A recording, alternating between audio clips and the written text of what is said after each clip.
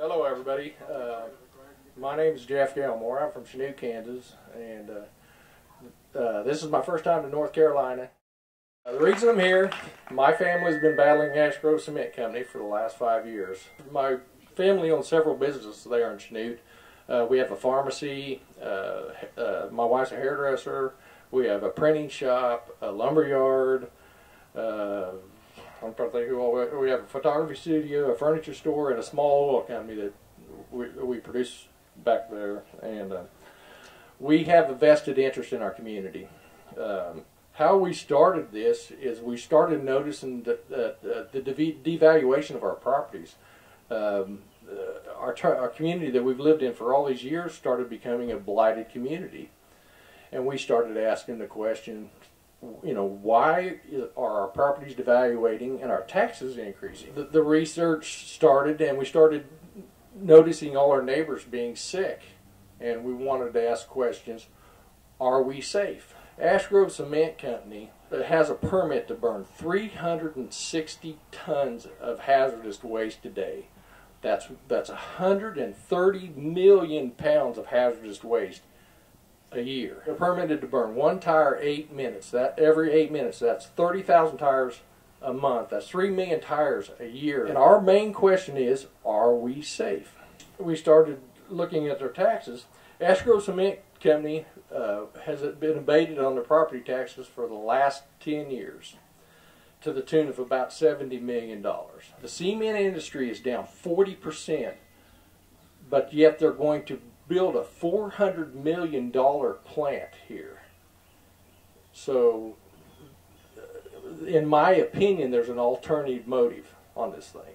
And that alternative motive is hazardous waste. Another slick trick that you guys that really need to look into, Ashe Grove Cement Company will get an individual and put them on every board, every hospital board, every school board, every try to get one elected on every county commissioner, every city commission, every state organization that they can get on, so they know all the ins and outs of every organization in the community, so they can get their bills passed. Our permit was issued the same way Midlothian, Texas. It's called a multi-pathway risk assessment, and it's introduced as an alternative fuel.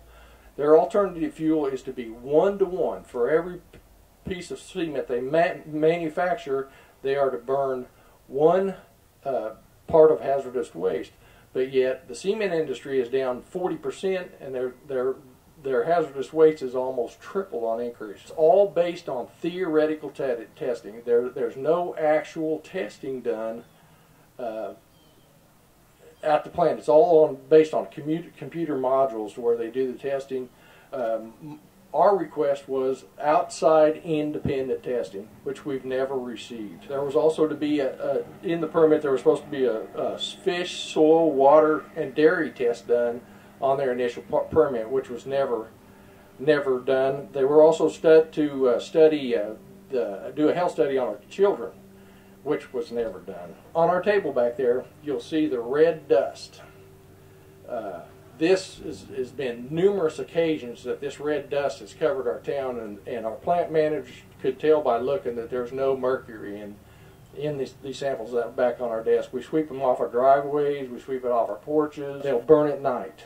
They burn from midnight to 6 o'clock in the morning. When they shut it off, it gives them time when the sun comes up to cover up so there's no smoke coming out of their stack. The emissions that they release onto our community, they say is not visible, but we can see the silver rain that's dropped onto our community every night. The plant manager from Ashe Grove Cement Company at a meeting said that he could look at the red dust and tell there's no mercury in the dust.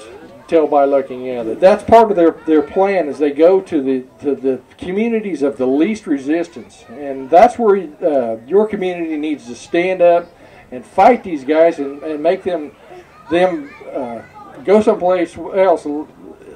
Like was told earlier, go to the desert. Get away from your communities. Your kids, these kids right here are your future, and this is where the problems are going to lie. We have elevated asthma in our community.